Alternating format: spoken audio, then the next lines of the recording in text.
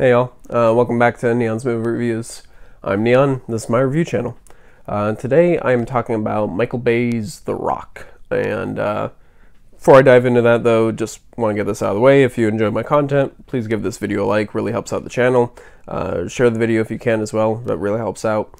And we've gone through a little over 20 Nick Cage films already in the Summer of Nic Cage. I thought this was only going to be about 30, but I've still got 20 plus more Nick Cage movies to go through, so looks like it's going to be going a little over 40. But yeah, definitely subscribe for a lot more content in the next couple weeks. We're going to be doing a daily release cycle. But yeah, The Rock. So The Rock is one of those movies. It's a Michael Bay movie. It's obviously a Michael Bay's movie. A lot of people love this movie. A lot of people say it's one of Michael Bay's best films. A lot of people say it's one of the best action films. I don't get it. I don't get why everybody loves this film. I don't think it's a bad movie, but it's just basic Michael Bay schlock. Like, there's nothing special about it. It's like, of Michael Bay's movies, the ones I like most are Armageddon and The Island. Pain and Gain I enjoy as well, mostly because it's so different than everything else he's done. But everything else of his that I've seen, they all feel the same. They're all just Michael Bay movies. Even those they are, but they at least have certain things that they try to do something different. But yeah, this one, like, I don't know. Basic plot, you've got Ed Harris. He is leading a team of former soldiers that basically they've seen too many of their fellow men. These are the guys that get sent in to do the illegal missions, doing the shit nobody's supposed to know about. That's highly confidential, and they've seen too many of their brothers get killed and never have burials. Their families are never paid. No medals, nothing. And they're pretty much just like, fuck this. We've been through enough shit. We've seen enough shit. No. And they steal 15 warheads armed with this, like, air... what is it called? I think it's a VX gas. It's basically this gas that was designed to not be taken out by napalm, so it's very dangerous. And then once it gets into an air supply, it basically causes all these issues. You'll convulse and everything, but your flesh will melt off as well. So like, you'll probably break your own spine from the convulsions, but your skin will have melted off long before that happens. So that's what you're dealing with. And as they're taking the warheads, one of the canisters falls out, and they end up all leaving, lock one of the guys in there, and you see the effects of it. Nick Cage, he's part of the FBI. His team basically their bomb disposal units or teams, and package comes through. He's able to disarm it. Saves the day, and then basically realizes that this is a bigger thing, and they go and find Sean Connery. He's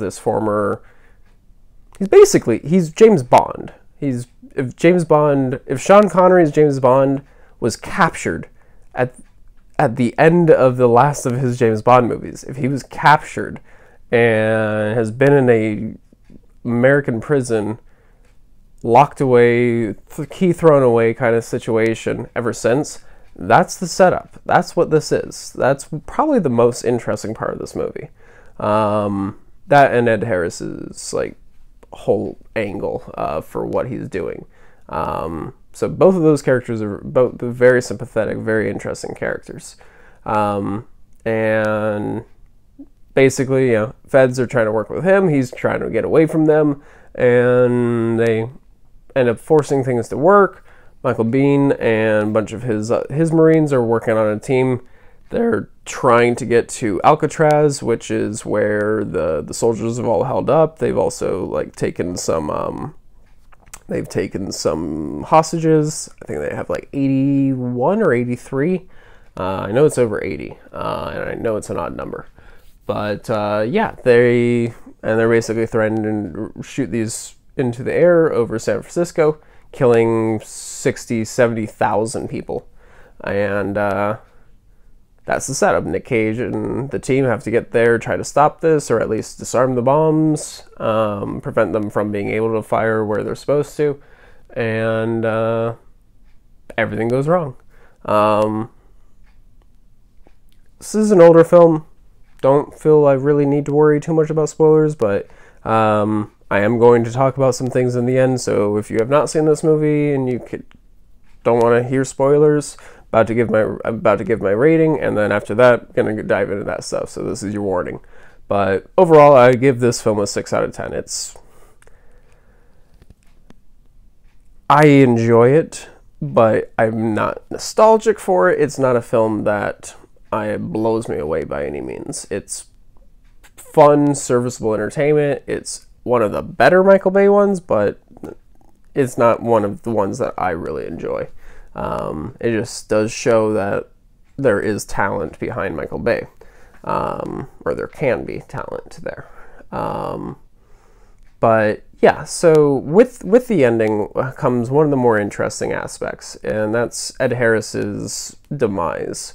So basically, throughout the whole film, his unit has been played very, very interestingly. There's a couple parts with some killings where you see his team are the instigators. They're enjoying what they're doing. They're enjoying killing, and he is always a man of honor. So when the government calls his bluff, and they're basically like, "No, we're not sending you the money," he's just like, "Fuck it. All right, let's shut everything down. They called our bluff. I'm not doing this." And the other's just like, "Well, who said we were bluffing? Let's fucking carry out the attack." And you have the standoff. Is that, typical John Woo standoff? Everybody's got their guns pointed at one another. Massive shootout kicks off the ending. But I did really enjoy that, like, Ed Harris's character. He is the villain throughout the film. He's very sympathetic, and then right in his last action, he's basically like, "No, I never had the intention to ever actually go through with this. So it was all for the money. It was all so we could give those families the money that they never got, and that we could all have a bit to retire on and just get the fuck out of here." And so that was kind of cool. Definitely makes the character well-rounded and sympathetic throughout the film. But other than that, though, everything else is just so, like, typical 90s action movies. It's pure Jerry Bruckheimer type of movie.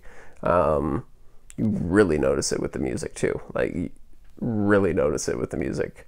But yeah, like, I don't know what else I want to say. The shit with the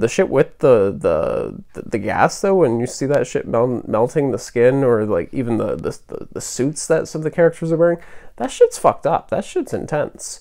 Probably one of the more gruesome things that Michael Bay's ever put to screen. But yeah, all in all, like, highly recommend this movie if you've not seen it. It's a good action film, mostly practical effects.